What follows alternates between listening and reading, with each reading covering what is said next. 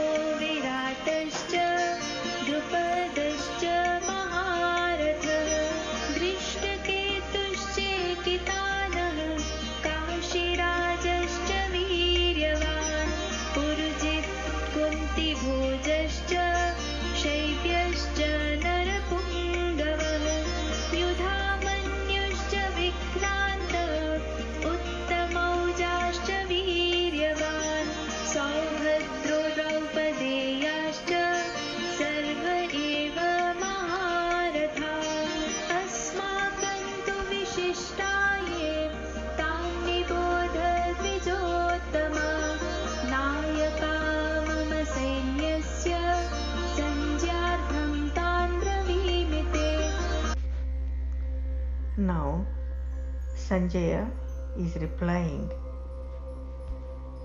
to Dhritarashtra's question. दृष्ट्वा तु पाण्डवानीकं व्यूढं दुर्योधनस्तदा आचार्यमुपसंगम्य राजा वचनमब्रवीत्। पश्य एतां पाण्डुपुत्राणाम् आचार्यमहतीं च मूं व्यूढां द्रुपदपुत्रेण तव शिष्येन धीमता।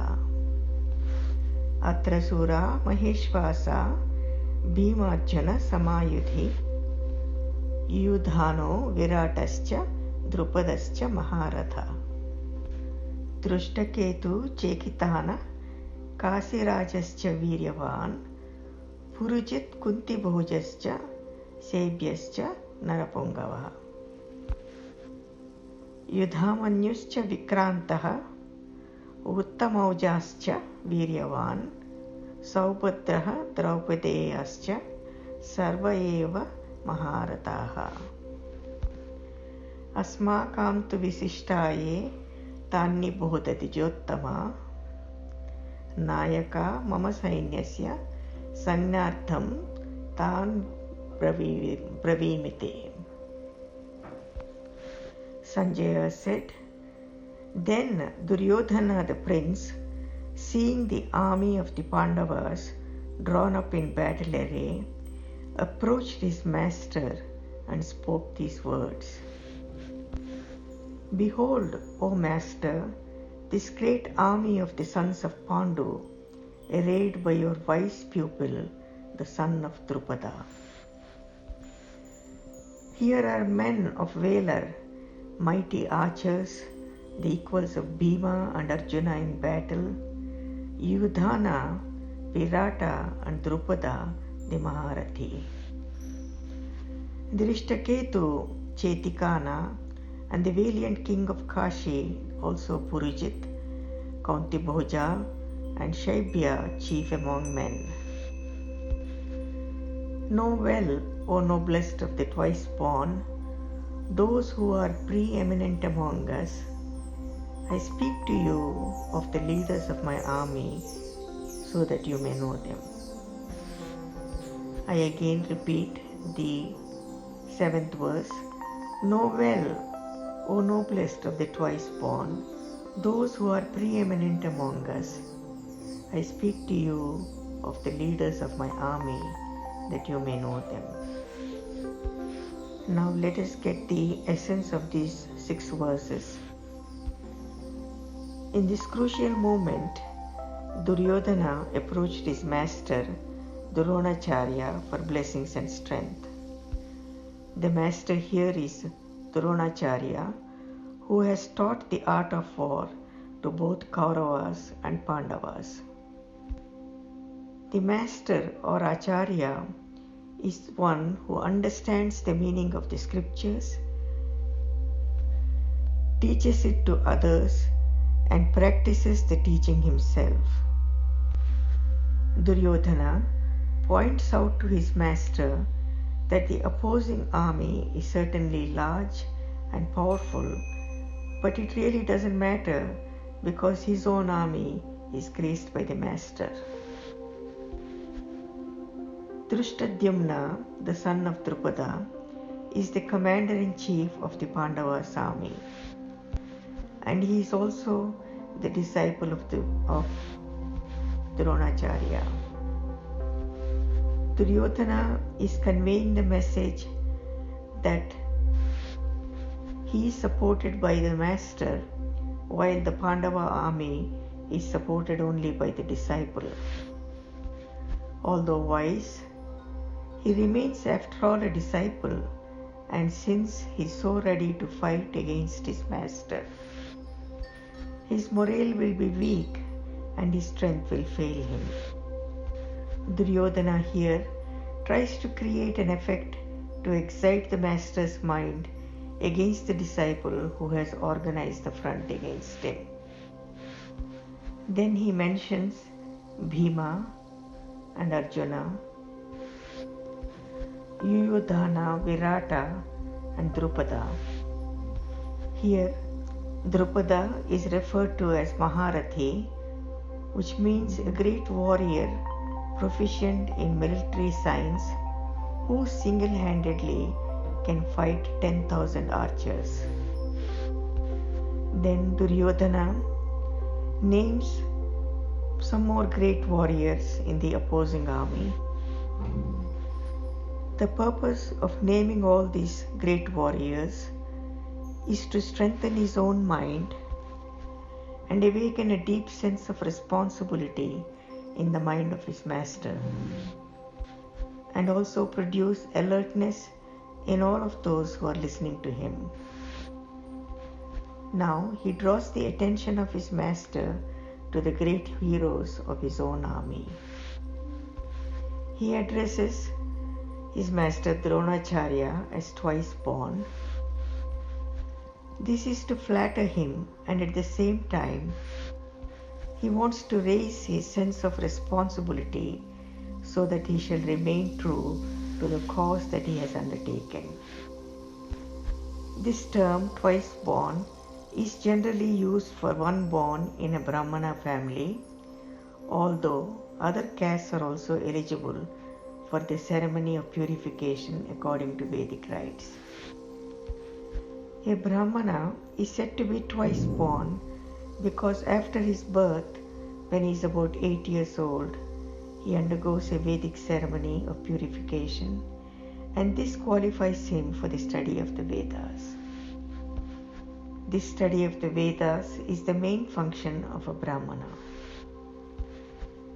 This second birth is important in life because it gives a man born of flesh entry into the field of spirit. This is the main purpose of the study of the Vedas, which opens the door to the inner kingdom of man and enables him to see the light of God. By mentioning all the names of the heroes of his army, Duryodhana, to begin with, reviews his own strength and creates an awareness of the mighty power which belongs to him and to everyone who is there to support him. Now, this is the end of the essence of Maharishi Gita till the 7th verse. To this, I will add some more because Bhagavad Gita is endless, and I started reading Mahabharata and Bhagavad Gita at the age of 9. Now I am 70 years old, and in the span of these 60 years, I have read so many Bhagavad Gitas, which were all written by enlightened gurus. Everyone should read Mahabharatam at least once in their lifetime. It is such a great and huge epic. And when one reads Mahabharatam, then you begin to understand all these characters that are being mentioned, and you will be able to understand the Bhagavad Gita in a different light. Mahabharata is not just an epic history. It is not simply the fight between good and evil. It is just not a war between dharma and adharma, but it is more than this. It is the epic which is showing us the path of living Advaita, and it is showing this path through the Gita and helping the whole humanity to gain the ultimate liberation. Mahabharata is like an ocean. It has at least 10,000 stories woven into it. This great war was between 180 million people, which is about 18 crores. 110 million were on the Kaurava side. They represented the negative forces. 70 million were on the Pandava side, and they represented the positive forces. The war lasted for 18 days and nights. This great war of Mahabharata is actually the fight between the positive and negative samskaras, which are actually the deep-rooted thought patterns which one carries about oneself, the others, and the region or the whole country. Again, these impressions or the thought patterns and samskaras are not just about you, but also of many people around you and the whole country or the world. These samskaras become the conflicting patterns, the various conflicts that you see within yourself and others, various negative tendencies, inadequacies and incompletions that you see within yourself and others, and become the obstacles in the journey to enlightenment or liberation. There are so many characters in the Mahabharata, and all of these teach you so much. Just reading the Mahabharata and learning from Bhagavad Gita is enough to give you a life of fulfillment, a successful life, a very creative existence, and a happy existence. Whether you want to just gain abundance and wealth, whether you want to learn good business and administration, whether you want to become a good leader, you want to have a lot of creativity for success, or you want to lead a dharmic life, you will be able to gain all of these and much more through Gita. This is a great opportunity to rewrite your future and a tremendous opportunity to resolve all life questions and also get rid of all the samskaras, the negative samskaras, and to bring completion. There are 4 spiritual principles which are mentioned in the Mahabharatam and Gita, and all of these are very important for every seeker to gain more evolution leading to enlightenment. Everyone should develop these principles and live them. Again, gaining these 4 principles will become easier when one understands them intellectually and also incorporates it in the sadhana by transcending every day. When one transcends and establishes the contact with the being, and when you come out, then that will influence the mind and the thoughts, and the mind will be naturally drawn to these 4 principles. Now let us see what they are. The first one is called Sampurti. In English, the closest word is maintaining the integrity. Here the integrity is towards the thought and the words that you are giving to yourself and to others. You are fulfilling the words given to yourself and to others. So when you give a word, usually you hear somebody saying, I gave my word.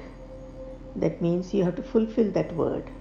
You have to fulfill whatever the purpose of that word is. And this is the highest integrity. By maintaining this integrity, then you start experiencing the state of Purnatva. Purnatva, the fulfillment and the completion within oneself and with life. The second principle is Shraddha. The closest word in the English language is authenticity or maintaining authenticity, which means you live life to the peak of your capability. You establish your existence in the peak of your capability. You help others and do your work to the peak of your capability. You respond to the whole of life from that peak of your capability. The third principle is Upayanam, and in the English language, the closest word is living with responsibility. So here you are living and responding to life from the truth, which is the source of you. So your responsibility is from the truth itself, the truth of who you are. And this responsibility is for yourself, for people around you, and for all the happenings that are happening around you. In essence, one takes the responsibility of not only oneself, but also takes the responsibility of others and others' happenings in their lives. The fourth principle is apyayanam, and the English word close to this is living, enriching others.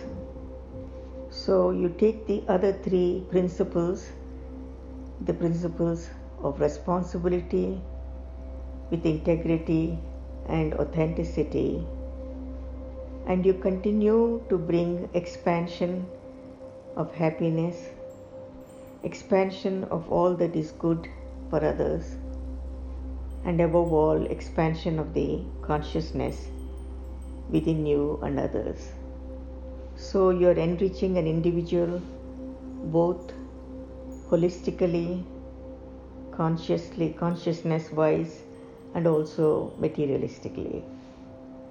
When these four principles are clearly understood and awakened, and you live them in your existence, they will subsequently release several powers within you. When you practice and live integrity, then the power of words or Vak Shakti becomes available to you. When you practice and live with authenticity, the power of thoughts or Mano Shakti is developed. When you live a life of responsibility for you and the others, then the power of feeling or Prema Shakti is developed. And when you start enriching everyone and everything around you, then the power of living or Atma Shakti develops. Next, we will go into the essence of Maharishi's commentary from the 8th sloka onwards, and then as we find time, I will keep incorporating these little pieces of knowledge here and there. I don't want these audios to be very large. The main thing again is always gain the knowledge and practice transcendence, and this is how you quickly expand in your consciousness and attain enlightenment. Jai Gurudev. Loka samasta sukhino bhavantu.